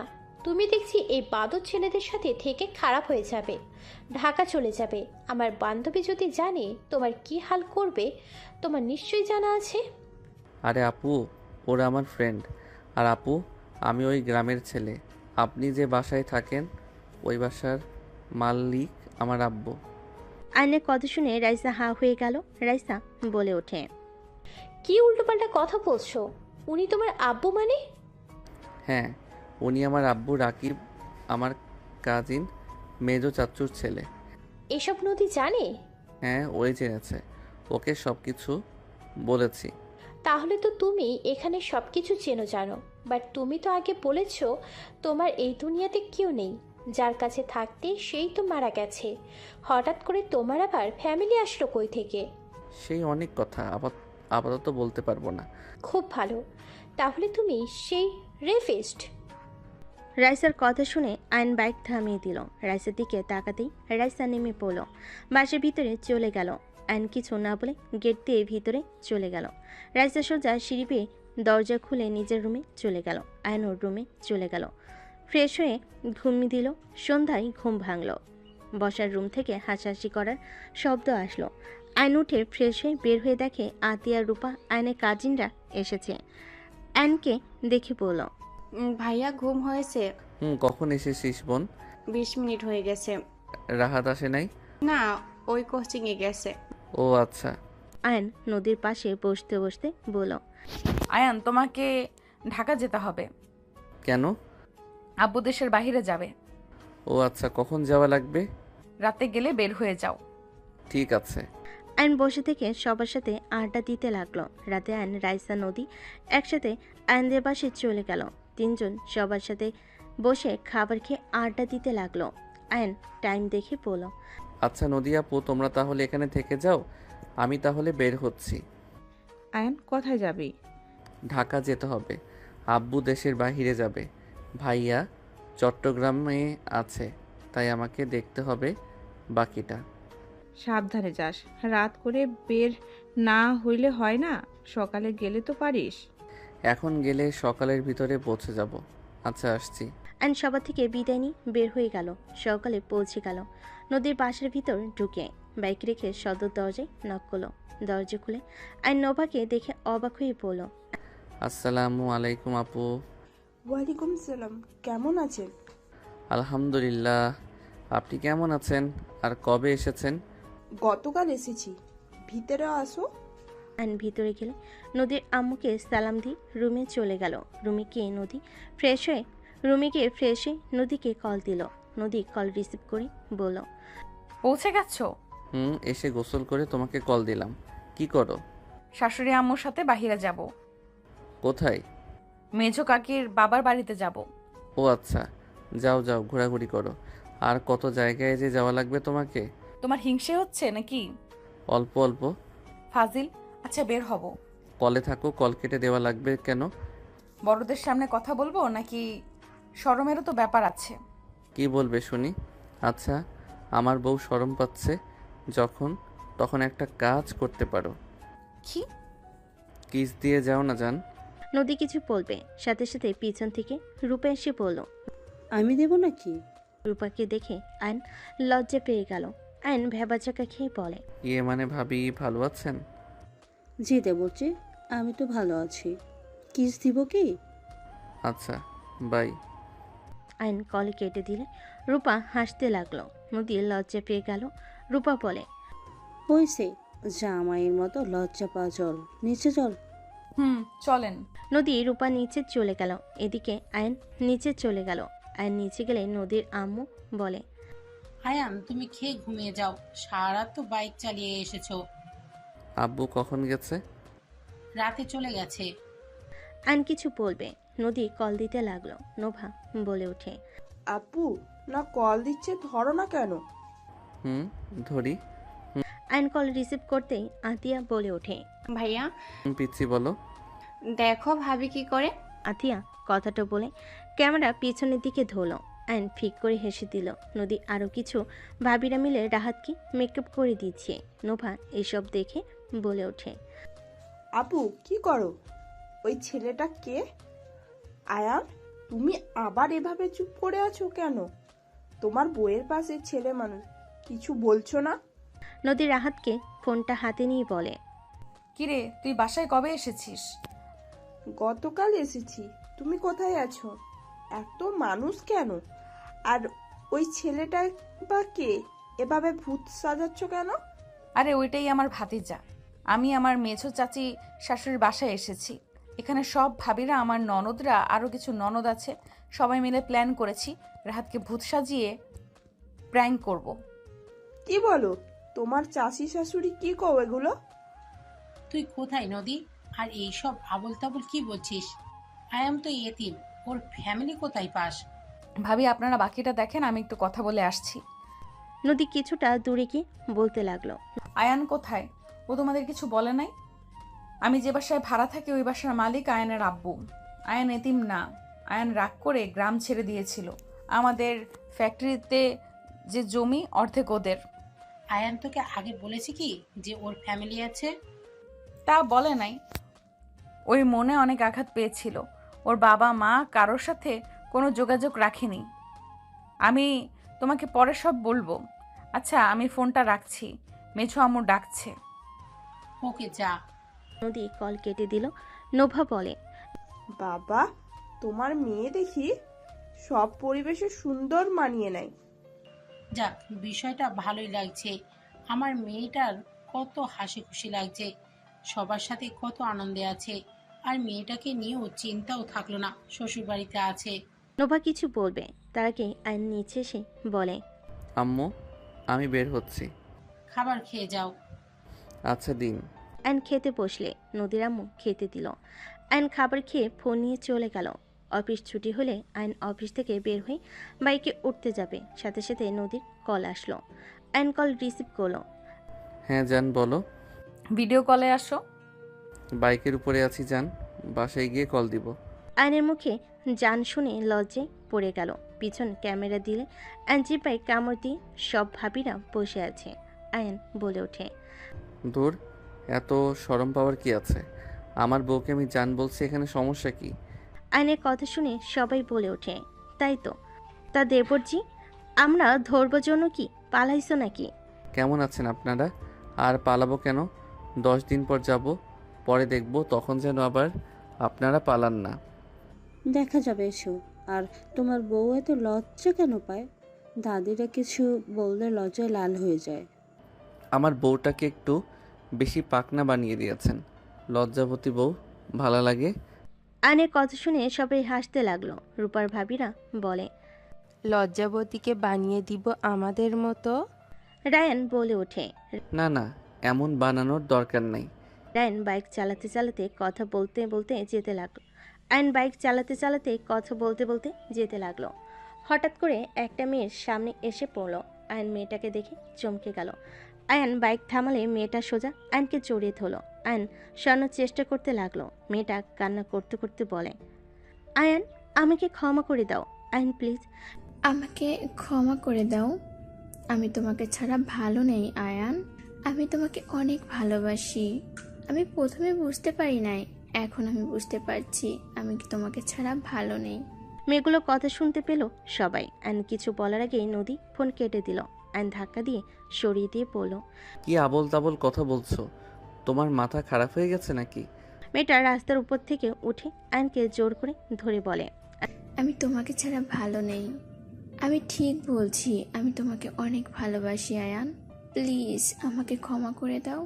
আমাকে একবার সুযোগ দাও। আমি তোমাকে কখনো কষ্ট দিব না। আমি তোমাকে রাজার মতো করে রেখে দেব। আয়নের রাগ উঠে সজোরে ধাক্কা মেরে গালে থাপ্পড় বসিয়ে দিয়ে বলে। যত সব ফালতু মেয়ে, তোকে আমি বোনের মতো ভালোবাসি আর তুই কি বলো সেসব? মেয়েটা বলে, আয়ান, তুমি আমাকে যদি ভালো নাই বাসো তাহলে তুমি আগে কেন আমাকে দেখতে যেতে? কেন আমাকে গিফট করতে, আমাকে নিয়ে ঘুরতে যেতে? কেন আমার সাথে এত ভালোবাসার অভিনয় করে আজ এসব বলছো? প্লিজ আয়ান, আমাকে ফিরিয়ে দিও না। আমি তোমাকে সত্যি অনেক ভালোবাসি আয়ান, প্লিজ। আয়ন মেয়েটার কথা শুনে এক ঝটকা দিয়ে সরিয়ে দিয়ে আয়ন রাগে বলে ওঠে, জাস্ট শ্যাট আপ। তুমি আমার ছোট বোনের মতো, কাকার সংসার চালাতে কষ্ট হতো তাই আমি তোমাদের সাহায্য করার চেষ্টা করতাম, কারণ দাদু মারা যাওয়ার পর তোমরা ছিলে যে আমার খোঁজ খবর নিতে। আমার ছোট বোন আছে তোমার বয়সে, তাই আমি তোমাকে আমার ছোট বোন ভেবে এত গুরুত্ব দিয়েছি। আর তুমি এখন এসব কী ধরনের কথা বলছো? হ্যাঁ, আয়নের কথা শুনে মেয়েটা কান্না করতে করতে বলে, তুমি এসব কি বলো? তোমার তো কোনো ফ্যামিলি নাই। আয়ন মেয়েটার কথা শুনে বলে, আমার সব আছে, আর আমি তোমাকে সবসময় পিচ্ছি বলে ডাকতাম। পিচ্ছি আমার ছোট বোনকে বলতাম, এই যে এই মেয়েটা আমার বোন তোমার বয়সে, দেখো। আর আমি বিবাহিত, তুমি তো জানো। তারপরও কেন এইসব বলছো? আয়নের কথা শুনে মেয়েটা কান্না করতে লাগলো। আয়ন মেয়েটাকে বলে, কান্না বন্ধ করো, বাসায় যাও। মেয়েটা ওইখানে বসে থেকে বলতে লাগলো, আমি কোথাও যাব না, আমি বাসায় যেতে চাই না। আমি বাসায় গেলে আমাকে বিয়ে দিয়ে দেবে। আয়ন কথাগুলো শুনে বলে ওঠে, তুমি কি বিয়ের আসর থেকে পালিয়ে এসেছো নাকি? উঠো বলছি, থাপ্পড় মেরে গাল ফাটিয়ে দিব, উঠো। আয়ন মেয়েটার হাত ধরে টেনে বাইকের পিছনে বসিয়ে দিল। আয়ন বাইক নিয়ে সোজা বস্তিতে চলে গেল। আয়ন বাইক থেকে নামতে নিলে মেয়েটা বলে, না, আমি নামবো না। আমি অন্য কাউকে বিয়ে করব না। আয়ন মেয়েটাকে ধমক দিয়ে বলে, নামো বলছি। কি শুরু করছো? হ্যাঁ, নামতে বলছি, নামো। আয়নের ধমক শুনে মেয়েটা নেমে পড়ল। আয়ন বলে ওঠে, কান্না থামাও বলছি। আয়ন চোখের পানি মুছে দিয়ে হাত ধরে নিয়ে যেতে লাগলো। আয়ন মেয়েটার বাড়ির ভিতর নিয়ে গেলে মেয়েটার মা ছুটে এসে বলে, আয়ান বাবা, তুলি আর তুই কোথায় গেছিলি? মেকআপ করতে পাঠিয়েছিল, সেখান থেকে কোথায় গেছিলি? মেয়েটা নিচের দিকে তাকিয়ে আছে। আয়ন বলে, আমার সাথে দেখা হয়েছিল, আমার সাথে কথা বলছিল, তাই লেট হয়ে গেছে। আয়নের কথা শুনে মেয়েটার আম্মু বলে, যাক, ভালো করেছে। তোমাকে জানাবো, তোমার আগের সিমটাও তো হারিয়ে ফেলছো, যোগাযোগ করতে পারি নাই। চলো। মেয়েটাকে ওর কাজিনরা নিয়ে গেল। আয়নকে ওই মেয়েটার আম্মু নিয়ে যেতে লাগলো। আয়ন সবার সাথে কুশল বিনিময় করলো। বিয়ে এখানে থাকতে থাকতে রাত 12টায় আয়ন বাসে চলে গেল। বাসে গেলে সদর দরজা নক করলে কাজের লোক দরজা খুলে দিল। নদীর আম্মুকে দেখে আয়ন বলে, আম্মু, আপনি ঘুমান নাই? তুমি কোথায় ছিলে? বস্তিতে গেছিলাম, এক ছোট বোনের বিয়ে, ওইখানে গেছিলাম। ও আচ্ছা, খাবার দেই, খেয়ে নাও। আম্মু, আমি খেয়ে এসেছি, আপনি ঘুমান যান। আর এইভাবে রাত জাগবেন না তো, বিষয়টা আমার কাছে খারাপ লাগে। সন্তান বাইরে থাকলে কি মায়ের ভালো লাগে না? আচ্ছা, তুমি যাও, ফ্রেশ হয়ে ঘুমিয়ে যাও, আমি যাচ্ছি। নদীর আম্মু চলে গেল। আয়ন নিজের রুমে চলে গেল। আয়ন রুমে গিয়ে ব্যাগ রেখে ফোনটা পকেট থেকে বের করে খাটের উপর রেখে ওয়াশরুমে চলে গেল। গোসল করে তোয়ালে পরে বের হয়ে আসলো। আয়ন ফোনটা হাতে নিয়ে কল দিতে গিয়েও দিল না। আলমারি থেকে পোশাক বের করে পরে নিল। রাতে শুয়ে পড়ল। সকালে ঘুম ভাঙতেই নামাজ পড়ে নিল। নামাজ পড়ে আয়ন নদীকে কল দিতে লাগলো। নদী ঘুম ভাঙলে আয়নের কল দেখে নদী কল কেটে দিল। আয়ন বারবার কল দিতে লাগলো। নদী কল রিসিভ করলো না। আয়ন SMS করতে লাগলো, জান, কলটা রিসিভ করা জান, তুমি ভুল বুঝছো। মেয়েটা আমার বোনের মতো, সত্যি বলছি। আয়ন একের পর এক SMS করতে লাগলো। নদী সোজা ব্লক মেরে দিল। আয়ন ফোনটা রেখে দিল। বারান্দায় গিয়ে বসে থেকে বাহিরের দিকে তাকিয়ে থাকলো। অফিসের সময় হয়ে গেলে রেডি হয়ে আয়ন নিচে চলে গেল। নোভা বলে ওঠে, আয়ান, অফিস থেকে এসে আমাকে নিয়ে শপিংয়ে যেতে পারবে? হ্যাঁ পারবো। তাহলে আমি অফিসের সামনে চলে যাব। ঠিক আছে। আসো, খাবার খেয়ে নাও দুজন। তিনজন খাবার খেতে বসলো। খাবার খাওয়া শেষ করে আয়ন অফিসে চলে গেল। আয়ন অফিসে বসে থেকে কাজে মনোযোগ দিতে পারলো না। আয়ন সিম চেঞ্জ করে নদীকে কল দিতে লাগলো। নদী কল রিসিভ করে বলে, আসসালামু আলাইকুম, কে বলছেন? ম্যাম, বুকের ভিতরে কষ্ট হচ্ছে। আয়নের কণ্ঠ শুনে নদী বলে ওঠে। ছোট মেয়ে তো আছে, তার কাছে যান, সব কষ্ট দূর করে দিবে। আর দয়া করে কল দিবেন না দরকার ছাড়া। আয়ন কিছু বলার আগে নদী কল কেটে দিল। আয়ন কল করতে লাগলো। নদী ফোন না ধরে ফোন সাইলেন্স করে রাখে, কেবিনে চলে গেল। আয়ন কলের পর কল করে পেল না। সন্ধ্যায় ছুটি হলে অফিস থেকে বের হয়ে দেখে নোভা দাঁড়িয়ে আছে। আয়ান নোভাকে বাইকে তুলে শপিং মলে চলে গেল। নোভার সাথে শপিং করতে করতে বাসার দিকে চলে গেল। 9 দিন পর নদীর ফ্যামিলি আয়ন সবাইকে নিয়ে গ্রামের উদ্দেশ্যে বের হলো। সকাল 7টায় ট্রেন থেকে নেমে পড়লো। নোভা বলে উঠল, আব্বু এইসব গাড়িতে যাই? বাইকে চলো। না। ভ্যানে যাই সবাই। ঠিক আছে রাকিব, তোরা যা, আমরা ভ্যানে করে আসছি। 4 জন ভ্যানে উঠে পড়ল। নোভা আয়নের হাত শক্ত করে ধরে থাকলো। আয়ন নোভাকে পড়ে যেতে দেখে বলল, আয়ন তুমি ভ্যানে তো বসতে পারো না? আরে একা পিছলে খেয়ে পড়ে যাচ্ছি, আমার কি দোষ? নোভার পিছন থেকে বাহু ধরে রাখ থাকলো। আয়নের শার্ট ধরে বসে থাকতে লাগলো। আয়ন বলতে লাগলো, পিচ্ছি আপু আমার। নোভাকে এভাবে ভয় পেতে দেখে আয়ন কথাটা বলে হেসে দিল। আয়নের সাথে নদীর আব্বু আম্মু হাসতে লাগলো। নোভা রাগি লুকনি তাকিয়ে বলে, তিনজন আমাকে নিয়ে মজা নিচ্ছ তাই না? মোটেও না, আমাদের মুখে হাসি আসছে, এখানে মজা কই নিলাম। হাসি আসলে আমাদের আর কি করার বলো? আমারও সময় আসবে। তিনজন নোভাকে রাগাতে লাগলো। নোভা রাগ করে নেমে যেতে চাইলে আয়ন বলে, নামো। নোভা গাড়ি থেকে নেমে পড়লো। নদীর আম্মু বলে, নোভা উঠেই ফাজলামি করিস না, আমরা তো মজা করছি। আম্মু আব্বুর নামে সামনে বাসাটায়। ওরে ফাজিল আপু, আমি সব বলে দেবো। তিনজন আমার সাথে কি করেছো? আমি কিছু করি নাই, আমার দোষ দিবা না তো। আমার মতো ভালা ভাই একটা পাবা? না ভাই, তোমার মতন বদমার্কা একটা ভাইও পাবো না। আয়ন হাসতে হাসতে ভাড়া দিয়ে লাগেজগুলো নিয়ে যেতে লাগলো। আয়নের পিছন পিছন সবাই আসতে লাগলো। বাসার ভিতরে গেলে দেখে সবাই বসে থেকে আড্ডা দিচ্ছে। নোভা নদীকে বলল, আপু। নোভার কণ্ঠ শুনে সবাই পিছনে তাকালো। আয়নের আব্বু আম্মু সবাই নদীর আব্বু আম্মুকে সালাম দিল।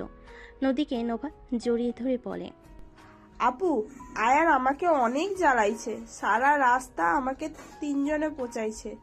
আম্মু আব্বু, তোমরা আবার ওর সাথে লাগছো কেন? আমি ভ্যানে বসতে পারি না, পড়ে যাচ্ছিলাম, সেটা নিয়েই তিনজনে হাসাহাসি করেছে। আমি কিছু করি নাই, আমার মুখে হাসি অটোমেটিক হচ্ছে। আয়নের কথা শুনে নোভা নদী বাদে সবাই হাসতে লাগলো। আতিয়া বলে ওঠে, আপু, আমি আপনাকে ভ্যানে বসে শিখিয়ে দিব, তখন আর কেউ মজা নিতে পারবে না। তুমি তো আতিয়া? হ্যাঁ।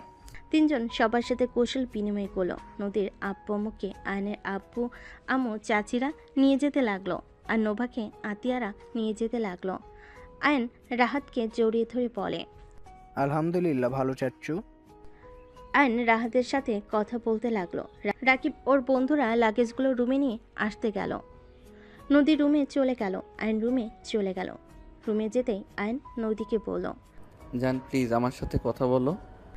আয়ন নদীকে পিছন থেকে জড়িয়ে ধরে আয়নকে ধাক্কা দিয়ে সরিয়ে দিয়ে বলে, একদম আমাকে জড়িয়ে ধরবে না, তোমার কোচি গার্লফ্রেন্ডের কাছে যাও। তুমি আমাকে ঠকিয়েছো, তুমি আমাকে কিভাবে ঠকাতে পারলে আয়ান? জান আমি তোমাকে ঠকাই নাই, তুলি আমার লাইফের ফার্স্ট ভালোবাসা ছিল, তারপর তুমি, আর আমার লাইফে কেউ নাই, আল্লাহর কসম করে বলছি। নদী আয়নের কথা শুনে রেগে থাপ্পড় মেরে পড়ে, আমি নিজের চোখে কানে শুনেছি, আর তুই আল্লাহর কসম দিয়ে মিথ্যা বলস? জান আমাকে থাপ্পড় মারতে পারলে? হ্যাঁ পারলাম, আমি যদি না দেখতাম না শুনতাম কখনোই এইসব প্রকাশ্যে আসতো না, তাহলে আমার ধারণা ঠিক ছিল। আমি না থাকায় তুই তোর ছোট গার্লফ্রেন্ড নিয়েছিলি। আমি তোর সিনিয়র, আমাকে তো তোর ভালো লাগবে না, আমার ভুল হয়েছে। আমি সিনিয়র হয়ে কোন হিসেবে জুনিয়র ছেলে বিয়ে করলাম? আমার লজ্জা কম যে তোকে ভালোবেসেছিলাম, সবার বিরুদ্ধে গিয়ে তোকে বিয়ে করেছিলাম। আয়নের রাগ হতে লাগলো। আয়ন ধমক দিয়ে বলে, জাস্ট শ্যাট আপ নদী, বেশি বলে ফেলছো। ওই মেয়েটাকে আমি বোনের নজরে দেখি। চুপ, আমার উপরে গরম দেখাস। ওই মেয়ে রাস্তার মাঝে তোকে জড়িয়ে ধরে বলেছিল ওই তোকে ভালোবাসে, তোর ভালোবাসা বুঝতে পারে নাই। এত তো বোঝা যায় তুই ওর পিছনে লেগে থাকতি, ওই পাত্তা দিত না, এখন আবার ফিরে এসেছে। উফ, চুপ করবে খালি। এই দেখো। অ্যান ফোন বের করতে দেখে ফোন বন্ধ হয়ে গেছে। অ্যান নদীকে বলল, জান প্লিজ বিশ্বাস করো, আমি ওকে বোনের নজরে দেখতাম। ওই আতিয়ার বয়সে আমি কিভাবে ওর সাথে রিলেশন করতে পারি বলো? আমি আতিয়াকে ভেবে ওকে ভালোবাসতাম, এছাড়া কিছু না। ওই আমাকে ভুল বুঝেছে, ওই ভেবেছে আমি ওকে পছন্দ করি। ওই পার্লার থেকে পালিয়ে এসেছিল, পরে আমি ওকে নিয়ে যাই, ওর বিয়ে দিয়ে তারপর আমি বাসায় আসছি। ভালো হয়েছে, সরো, আমার রাগ হচ্ছে। নদীর রুম থেকে বের হয়ে গেল। অ্যান কিছু না বলে গোসল করতে চলে গেল। গোসল করে রুম থেকে বের হয়ে গেল। নিচে যেতেই অ্যান শুনতে পেল, নোভা তো খালামণি হতে চলছে, তোমরা অনুভূতি কিরকম? আমি তো অনেক অনেক খুশি হয়েছি। আমার অনেক দিনের স্বপ্ন, আমার ভাগনা ভাগ্নি, তাদের নিয়ে ঘোরাঘুরি করব, খেলা করব। লাভ ইউ আপু। নোভা নদীকে জড়িয়ে ধরে গালে কিস করলো। নদী হাসি মুখে বলল, ভেবে চিন্তা করিস, তোকে কিন্তু বাবু পটি পরিষ্কার করা লাগবে। আমি আমি হ্যাঁ হ্যাঁ করতে পারবো। আমাকে তোমার কি মনে হয়? হ্যাঁ, দেখা যাবে। সবাই মজা করতে লাগলো। রাহাত আয়নকে দেখে বলল, ওই তো চাচ্চু এসেছে। সবাই আয়নের দিকে তাকালে রূপা বলে ওঠে, বাবুর আব্বু চলে এসেছে। দেবজি, আমাদের ট্রিট দিয়ে ফেলো, বাবুর আব্বু হতে যাচ্ছ। কি রে আয়ন, খুশি হোস নাই নাকি? কেমন চুপচাপ, কিছু হয়েছে নাকি? বুঝতে পারছি না কি বলবো। নদী, তুমি আমাকে একবার জানালেও না। আমার মনে নাই তাই বলি নাই। আবার দুজনের ভিতরে কি হলো? তোমরা দুজন কবে ঠিক হবে? অল্পতেই এত ঝামেলা লাগে কেন? আম্মু, আপনাকে বলেছিলাম না বস্তিতে এক বোনের বিয়েতে গেছিলাম, তাকে নিয়ে সন্দেহ করতে ব্যস্ত উনি আমাকে সব জায়গা থেকে ব্লক করে রেখেছে। আবার এত বড় সুখবরটাও বলে নাই। উফ, আমার মেয়েকে নিয়ে যে আমি কি করব সত্যি বুঝতে পারছি না। আরে এই মেয়েটাকে নিয়ে সন্দেহ করার কি আছে? সবার সামনে যেন কথা তুলছেন, তাহলে আমিও বলি। ভাবি, আপনি সেদিন দেখলেন না একটা মেয়ে ওনাকে জড়িয়ে ধরে ভালোবাসার কথা বলছিল? হ্যাঁ, তাহলে বলেন আমি সবার সামনে মিথ্যা কথা বলে এসেছি? তুমি না বললে ওর ফ্রেন্ড হয়, মজা করছে। এমনিতে তো ওনার নাম সুনাম দিয়ে ভরা, আবার যদি বলতাম চিনি না, তাহলে ওনার নাম আরো উপরের লেভেলে চলে যেত। তাহলে আয়ান তুমি? ভাবি, রাহাত, আমার ফোনটা মনে হয় চার্জ হয়েছে, নিয়ে আসো তো। রাত দৌড়ে চলে গেল। অ্যান্ড সবাইকে বলল, প্লিজ দয়া করে কেউ কিছু বলবেন না। ঢং, আমাদের কিছু বলতে বয়েই গেছে। হ ঢং, তুই খুশি এইবার? অ্যান্ড কথাটা বলা শেষ করতেই রাহাত চলে আসলো। রাহাত বলে ওঠে, চাচ্চু আপনার ফোন। অ্যান্ড ফোনটা হাতে নিয়ে মেয়েটার বিয়ের ভিতরের ওঠা সব ছবি দেখাতে লাগলো। নদী সব ছবি দেখাতে লাগলো। নদীর আম্মু নোভা রাগি লুক নিয়ে তাকালে নদী বলে, তবে তাকিয়ে আছো কেন? আজ থেকে তোরা দুজন নিজেদের কথা বলি। কোনো কিছু না জেনে না শুনে কেউ কাউকে উপরে ভুল বুঝবে না। কয়েকদিন পর আমার নাতি নাতনি দুনিয়ায় আসতে চলেছে। এভাবে ঝামেলা করলে ওদের উপরে প্রভাব পড়বে, আমি সেটা একদমই চাই না। তাড়াতাড়ি করো একে অপরকে। নোভার রাইসা আয়নের হাত ধরে টান দিয়ে নদীর পাশে বসিয়ে দিয়ে বলল, করো প্রমিস দুইজন। আমার সমস্যা নাই, আপনার বান্ধবীকে বলেন।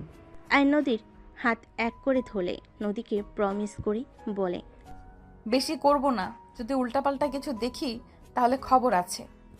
আর সন্দেহ করা বউদের অধিকার। নদীর কথা শুনে সবাই ভ্যাবাচাকা খেয়ে ওর দিকে তাকিয়ে থাকলে নদী দাঁতে দাঁত চেপে হাসি দিল। আয়ন বলে, এই বউ জীবনেও ঠিক হবে না। ঠিক হওয়ার প্রশ্নই ওঠে না, বাট একটা কথা বলতে পারি, যত যাই হয়ে যাক তোমাকে আমি ছাড়বো না। উল্টো কিছু করবে তোমাকে খুন করব, সাথে নিজেও মরবো। সাংঘাতিক বউ রে বাবা। ওদের কথা শুনে সবাই হেসে দিল।